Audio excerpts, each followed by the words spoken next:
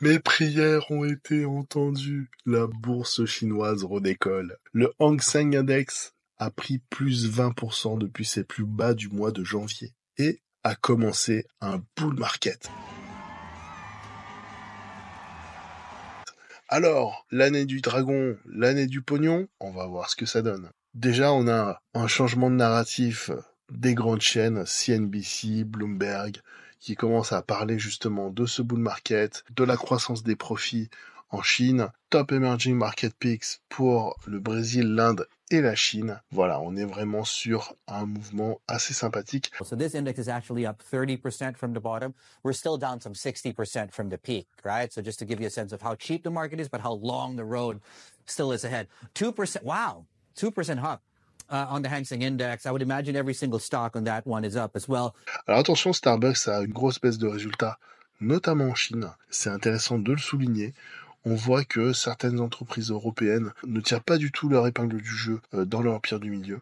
Mais voilà, on va pas bouder notre plaisir. Grosso modo, on est à peu près à plus 20%. On est à 9 séances d'affilée dans le vert pour le Hang Seng Index. Regardez-moi cette fusée verte de folie. La folie totale. Et surtout, on a encore énormément de marge, déjà pour aller sur les 20 000, ensuite entre les 22, 24 et bien sûr les fameux 30 000. Donc on a de quoi faire pour remonter toute cette pente pour le Hang Seng Index, qui je le rappelle est l'index de Hong Kong. C'est vraiment magnifique ce qui se passe. Je vais pas bouder mon plaisir parce que j'ai mangé mon pain noir, comme toutes les personnes qui sont exposées à la bourse chinoise, notamment celle de Hong Kong. Et je voulais quand même citer Marc Bond qui, le 28 décembre 2023, disait « J'ai boudé la Chine pendant plus de 2 ans, exactement depuis septembre 2021. Et je vais recommencer à y revenir gentiment sur la pointe des pieds. L'État chinois n'aura pas le choix de booster son économie après une très mauvaise gestion Covid et l'explosion de la bulle immobilière, qui était une part importante de leur croissance. Ils ont besoin de changer le moteur de leur économie et d'injecter du cash. » Petite parenthèse, c'est un influenceur finance sur Twitter que j'aime beaucoup. Monsieur Qui donne souvent de très bonnes informations, qui partage des graphes, souvent aussi donne des informations, mais aussi le fait avec humour. C'est quelqu'un que j'aime beaucoup, que j'ai déjà cité plusieurs fois dans les watchlists. Et donc là, on est au 2 mai 2024 et il poste, on a acheté de l'ETF China en janvier. Et là, on a les poils qui se dressent parce que effectivement, c'était un super beau call de commencer à revenir sur la Chine. Alors moi, bien sûr, j'y suis depuis pas mal de temps, mais j'ai, comme qui dirait, un petit peu d'essai à la Chine. Donc forcément, je m'y retrouve quand même plutôt pas mal. Je vais pas bouder mon plaisir aussi. Alors, en parlant de Chine, il y a une vidéo qui est sortie aujourd'hui sur la géopolitique mondiale de la Chine par Alain Juillet, qui reçoit Emmanuel Linco. Et franchement, cette vidéo est très intéressante. Elle montre tout un tas de choses. Elle présente des enjeux. C'est des personnes qui sont très très bien informées sur le sujet. Ça permet de changer un peu nos regards d'occidentaux sur la Chine, sur l'Inde, sur ces parties du monde qu'on finalement connaît assez peu. Et pour le coup, on voit que, de mon point de vue, la bascule économique qui se fait sur justement le changement d'équilibre économique qui bascule l'économie mondiale sur, grosso modo, entre la Chine et l'Inde et les pays de l'ASEAN, en passant par la Russie et en redescendant sur l'Iran, le mouvement se fait tout doucement, assez inexorablement. Les Chinois sont les rois de l'économie, il faut bien le dire. Ce sont des commerçants, les Chinois, c'est des commerçants. Et ce que vous dites est d'autant plus important, en effet, que on nous dit toujours l'Iran comme totalement isolé sur la scène internationale. Mais non, il faut relativiser les choses. L'Iran a redécouvert justement son appartenance asiatique en tissant des relations privilégiées précisément avec la Chine. Alors, pour qu'il y ait un bull market, il faut qu'il y ait des inflows. Mais là, on n'a pas eu n'importe quel inflow. On a eu le plus gros inflow sur 8 semaines d'un point de vue historique. Donc, vous voyez cette montée qui ramène des tonnes de cash sur les bourses chinoises. Il fallait qu'il y ait ce momentum pour que ça redémarre. Parce que les gérants à chaque fois disent quand ils parlent de la Chine, on ne revient pas sur la Chine, on attend qu'il y ait du momentum, on va pas prendre le risque, on préfère perdre 10-15% de performance et rentrer sur un momentum positif pour pas se trouver dans une value trap. Et là, le moment positif, il est là. On va avoir encore plus de inflow sur la Chine. Alors, ça peut ne pas durer, mais en tout cas, pour moi, ça va continuer. Et ce n'est pas un conseil d'investissement, bien sûr. Alors, Tesla, qui a un feu vert décisif en Chine et qui s'associe à Baidu. Baidu, je vous en avais parlé. J'ai fait une vidéo dessus. La vidéo est toujours en ligne. Et vous avez aussi un petit passage sur la conduite autonome de Baidu. Et pour le coup, le fait que Tesla s'associe avec Baidu est plutôt bon signe pour Tesla parce que ils ont vraiment un des systèmes de conduite autonome les plus performants de Chine. On va faire un petit tour rapide des valeurs que j'ai en portefeuille. Alors, il n'y a pas tout mon portefeuille, mais il y a quand même une bonne grosse partie. Et donc, on parlait de Baidu, on parlait d'Alibaba, de HKEX. C'est comme si vous achetiez du Euronext, mais pour Hong Kong. BYD qui est là, Yum China. Mon petit ETF sur les 50 plus grosses valeurs chinoises. Tencent, bien sûr, une des entreprises sur laquelle j'ai fait le plus de vidéos. Et vous voyez qu'on a un tiers groupé qui est magnifique, hein, qui fait vraiment plaisir parce que c'est pas des pourcentages anodins, hein, des 7%, des 6%, c'est vraiment de très très belles performances. Et voilà, ça fait vraiment plaisir. Ces entreprises, je suis positionné sur Baidu avec la DR, sur Baba avec la DR. HKEX, c'est une des vraies actions, entre guillemets. Baidu, c'est des vraies actions. Yum China, c'est des vraies actions. Tencent, c'est VIE. Hang Seng Bank, c'est des vraies actions. Donc finalement, il n'y a pas tant de VIE que ça sur mon portefeuille, mais il y a quand même ce risque-là avec les deux ADR qui sont adossés au VIE et Tencent aussi. Donc le compte Twitter Sendwire que je suis pas mal, donc bien sûr, documente cette remontada exceptionnelle du Hang Seng. Il souligne aussi dans ce tweet que on a une reprise du tourisme qui est assez énorme par les touristes chinois. Mais ce qui est le plus intéressant pour moi, c'est que les touristes chinois ont acheté plus de tickets pour aller se promener à l'intérieur de la Chine de plus de 4%. Ils ont dépassé les niveaux de 2019. Ça veut dire que voilà, on a vraiment une dynamique sur le tourisme et sur les services qui sera intéressante à suivre pour l'année 2024. En parlant de services et de tourisme, Yum China, donc vous voyez, hein, vous savez, hein, c'est la chaîne de restaurants qui notamment détient KFC en Chine. Alors ils ont publié, ils ont eu une réponse des marchés qui a été très très mauvaise suite à leur publication. Et alors moi j'ai regardé la publication, j'étais surpris parce que je l'ai trouvée très bonne. Ils ont continué leur marche en avant, ils ont continué à déployer de nouveaux restaurants. Ils ont des chiffres qui sont plutôt pas mal. Et pour le coup, voilà, le marché n'a pas trop apprécié. En revanche, vu qu'on est vraiment dans un move sur la Chine qui est positif, Yum China a déjà regagné donc 4%. Quand j'ai fait cette capture d'écran, ils ont encore regagné peut-être 3% là aujourd'hui. Donc voilà, on est vraiment sur une tendance positive pour Yum China. Voilà, la Chine déploie et développe des produits qui ont vocation à concurrencer les outils américains. Ce qui veut dire que s'ils arrivent à entraîner des modèles sur de l'intelligence artificielle, c'est qu'ils arrivent à avoir de la puissance de calcul pour le faire. C'est une affaire à suivre, hein, il va falloir être vigilant par rapport à ça, mais effectivement, Baidu, Alibaba et Tencent, ces entreprises développent chacune des solutions d'intelligence artificielle. La plus connue, c'est Ernie de Baidu, mais en tout cas, voilà, c'est en cours. Il y a vraiment une volonté de se positionner sur ces technologies-là. Alors, deux informations importantes de Sendwire, c'est le PIB de Hong Kong qui, en year-to-year, augmente de 2,7% et il était prévu qu'il soit à 0,8%. 2,9 en quarter-to-quarter, il était prévu qu'il soit 0,9%. Donc c'est vraiment énorme la performance du PIB hongkongais et pour moi c'est vraiment un proxy. C'est comme si on prenait la température de la Chine et si Hong Kong va bien, il est tellement intrinsèquement lié à la bonne santé de l'économie chinoise. Voilà, on a vraiment cette relation qui est très importante. Les stocks du London Metal Stock Exchange, donc avec le cuivre qui a des inventaires qui sont... donc de toute façon les métaux actuellement, si on regarde les stocks, que ce soit sur le LME ou à Shanghai, c'est vraiment très très tendu. Donc effectivement, la courbe des prix suit forcément. Mais moi, je suis, vous le savez, je suis très très positionné sur le cuivre. Je cherche d'ailleurs un peu à me positionner sur l'aluminium. Donc si vous avez des entreprises à me proposer, n'hésitez pas en commentaire parce que je cherche vraiment désespérément à me positionner sur ce métal-là. Alors, BYD qui publie des résultats en avril qui sont plutôt bons, 23%, plus 23% sur tout ce qui est New Energy véhicule, c'est plutôt pas mal. Deux choses intéressantes à regarder. On est sur une belle progression, plus 23%, c'est pas anodin. On est sur une progression de plus 23%, sachant que 2023 avait déjà été une très très bonne année, donc quand on progresse par rapport à une année qui a déjà été très très bonne, c'est plutôt chouette. Et par ailleurs, on a l'augmentation des ventes de véhicules à l'étranger qui a augmenté d'à peu près 10 000 unités. Quand on avait regardé en novembre, on était à 30 000.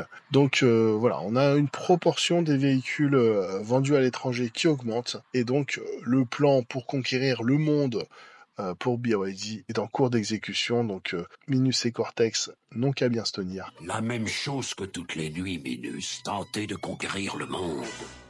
Et d'un point de vue boursier, ça remonte à plus 11% sur un mois, sachant que la performance a été faite sur les 5 derniers jours. Pour moi, je crois beaucoup dans cette entreprise, notamment à son leadership sur son marché intérieur, de continuer à être numéro 1 sur son marché intérieur et d'aller choper des parts de marché un peu partout dans le monde de façon plutôt agressive, comme ils savent très très bien le faire. En parlant de batteries et de BYD, vous avez CATL qui est le leader mondial des batteries qui développe le Senching Plus. C'est une nouvelle batterie qu'ils ont présentée lors du salon de l'automobile de Pékin.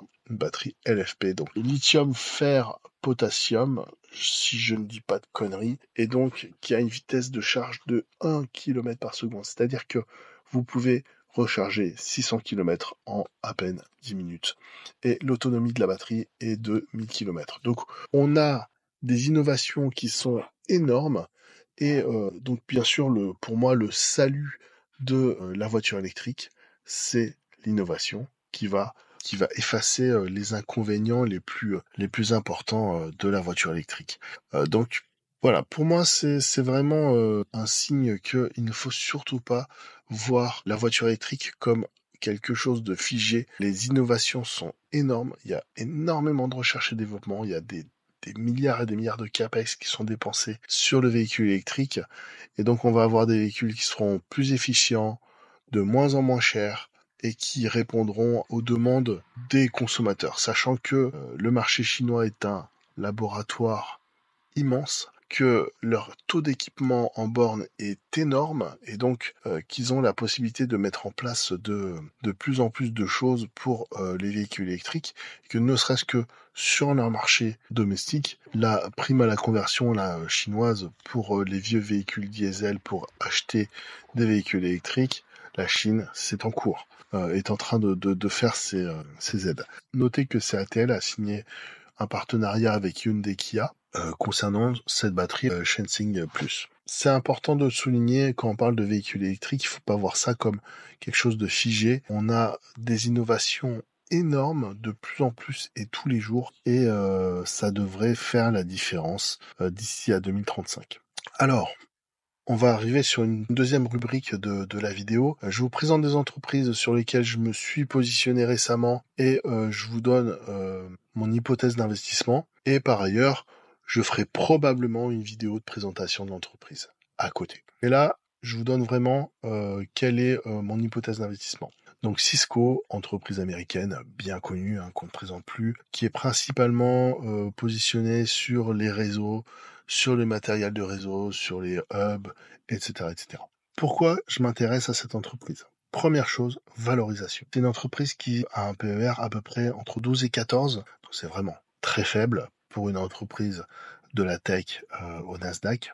Alors je pense que c'est historique, parce que c'est une des entreprises qui avait énormément déçu suite à la bulle Internet, qui avait dégonflé énormément. Not so focused on OPEC. Yes, OPEC did cut production by 1.5 million barrels per day. Really, you're seeing just broad-based declines across all of the major technology sectors. Apple's under pressure. Yahoo down 8.5%. Cisco 6.5%. Research in Motion 10%. And we're not getting the bid wanted. We're not getting the stop trading, and we see where the buyers are. We're just every day they're pounding it. Et donc c'est une valeur qui a fait perdre énormément d'argent à beaucoup de gens. Et donc chat échaudé craint l'eau froide. Et moi, ce qui m'intéresse pour Cisco, c'est c'est une entreprise qui est pas chère, et 2, qui, pour une entreprise qui est positionnée sur les réseaux, qui est très bien positionnée sur les data centers, et qui, en plus, a une position très intéressante sur la cybersécurité. A hacker comes in many forms. A hacker is free. With Cisco, protecting your business from cyber attackers is simple. If it's connected, you're protected. Un PER de 14 pour une entreprise qui est très profitable, financièrement, a une position financière qui est très confortable. Moi, j'ai envie de mettre un petit billet dessus. Alors, j'ai mis un tout petit billet dessus pour l'instant, pour suivre la valeur, et on va voir comment ça va évoluer. Il faut savoir qu'ils vont publier le 16 mai. J'ai pris un premier point d'ancrage, et on verra comment on va renforcer au niveau de Cisco.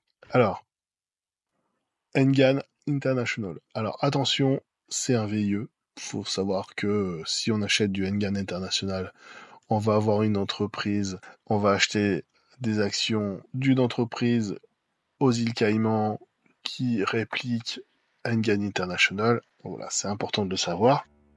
Friez, pauvre fou. Mais j'ai une hypothèse d'investissement qui est, vous allez voir, intéressante. Engan International, c'est une entreprise qui fait du sopalin, du tissu, des couches-culottes pour enfants et pour adultes. Et c'est ce secteur-là, cette partie-là, qui m'intéresse. C'est une entreprise qui réalise 97% de son chiffre d'affaires en Chine. Et on va jouer 2 mouvements. Le premier, c'est le fait que la Chine est en train de pousser pour que sa population fasse plus d'enfants. Donc mécaniquement, on devrait avoir une demande plus importante qu'actuellement sur tout ce qui est couche-culotte pour Engan International. Et deuxième chose, avec le vieillissement de la population énorme en Chine, donc on a une partie non négligeable de la population chinoise qui est en train de passer les 60-65 ans. Et donc, à partir de ces âges-là, on va avoir une demande en produits d'hygiène assez importante, et Engan International est très très bien positionné. Et donc, ils vont avoir une augmentation de leur clientèle qui est juste mécanique, juste démographique sur ces 2 secteurs.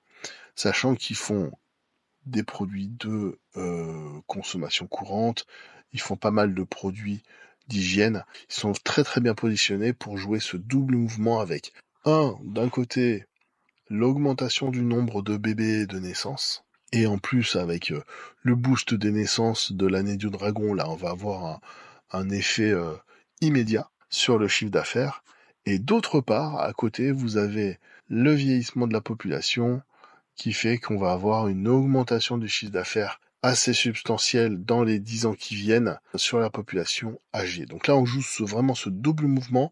C'est vraiment assez spéculatif, et c'est une entreprise qui, par ailleurs, est très sous-évaluée, 2 a des fondamentaux qui sont plutôt solides. Donc voilà, je tourne autour depuis un certain temps, mais je pense que je vais me laisser tenter incessamment sous peu pour ouvrir une ligne sur Engan International. Alors, OEG Autoliner, il faut que je vous en parle parce que c'est assez rigolo ce qui m'est arrivé. Et donc, j'ai un très très bon pote avec qui donc j'échange très régulièrement sur la bourse, et qui m'a envoyé un tuyau le 2 mars 2024 en me disant OEG Autoliner. Check OEG Autoliner. Donc, moi je regarde et je renvoie un message en 20 minutes. 20 minutes plus tard, ouah, c'est quoi cette boîte de fou? Je vais regarder mieux, mais ça a l'air énorme. En plus, j'ai du cash, un chouïa de cash. Merci pour le tuyau. Est-ce que toi, tu es dessus? Ouais, il se positionne dessus lundi. tu m'étonnes, je vais sur... voilà. Bon, j'étais assez enthousiaste, ça se voyait sur l'échange. Et donc, le 303, hop, j'ai pris une petite ligne de OEG Autoliner. Donc j'ai pris 60 actions et j'en ai repris par la suite. Pourquoi je vous publie ça? Parce que vous voyez les dates 0203, 0303, c'est super rigolo, mais le 4 mars, vous avez donc PowerTrade qui a fait une vidéo j'achète OEG Autoliner. Donc j'ai trouvé ça super marrant parce que vraiment voilà, ça a été au même moment l'achat de cette boîte.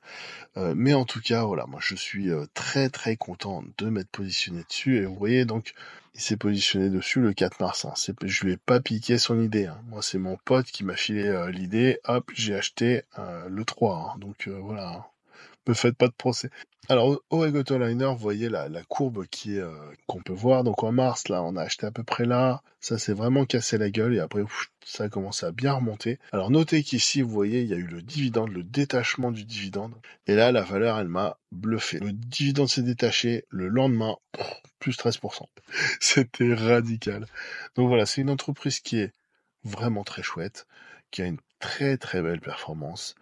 Il n'y a pas beaucoup d'antériorité sur cette boîte. Il y a une flotte qui est assez conséquente. Mais voilà, je pense que je vais vous faire une petite présentation de l'entreprise si ça vous intéresse. Je vous invite à regarder les fondamentaux de la boîte. Juste les chiffres, vous m'en direz des nouvelles. Imerys, alléluia. Donc ça a pris 12% hier, donc c'est vraiment hallucinant. Je voulais quand même le signaler, je suis très très content parce que c'est une valeur que j'aime bien, j'ai fait une vidéo dessus. Pendant pas mal de temps, ça a été quand même assez mauvais au niveau performance pour moi sur Imerys, mais franchement, j'avais pas de problème à tenir ma position. Tenez la ligne! Restez avec moi! Parce que la valeur intrinsèque des mines, des propriétés foncières de Imerys dépasse sa capitalisation. Donc, j'ai beaucoup de confiance dans l'avenir de cette entreprise parce que les choix stratégiques qui ont été faits vont forcément payer. Le lithium, c'est vraiment un très très bon move. Par ailleurs, c'est une entreprise qui se renforce plutôt bien. On va avoir une reprise de l'immobilier et Imerys, on le sait, est très sensible à cette partie-là. Donc, on peut imaginer que la progression sur les prochaines années va être très bonne pour Imerys. En parlant de minières et en parlant de métaux, Lope Investissement a sorti une vidéo sur les métaux. Sincèrement, elle fait 1 heure. J'ai pas vu le temps passer. Les informations sont de très très bonne qualité. Pour être sérieux, le 2-8-10 ans français... Je suis sérieuse, monsieur. Bien sûr, oui. Bien sûr, oui. Hyper bien documenté, hyper sourcé. Je vous ai déjà conseillé cette chaîne. D'ailleurs, je suis tout petit, hein. Moi, j'ai pas du tout 1000 abonnés, mais je vous conseille quand même. Si vous voulez vous faire une idée encore plus précise sur les métaux, n'hésitez pas. La chaîne de Lope Investissement avec cette vidéo sur les métaux, vraiment, je vous conseille d'aller la voir. Pour finir, je vous parle très très rapidement de Soitec. Donc j'ai pris une petite position sur Soitec. C'est une boîte que j'aime bien. Il y a une vidéo qui a été faite par Investir sur le long terme, je crois. Il bosse dans les semi-conducteurs, hein, donc il est c'est plutôt un insider du secteur. Donc ça peut être intéressant si ça vous intéresse de le regarder. Je me suis positionné dessus parce que j'avais envie d'être un petit peu plus exposé aux semi-conducteurs. Et j'ai quelqu'un de ma famille qui travaille chez Soitec. Ah!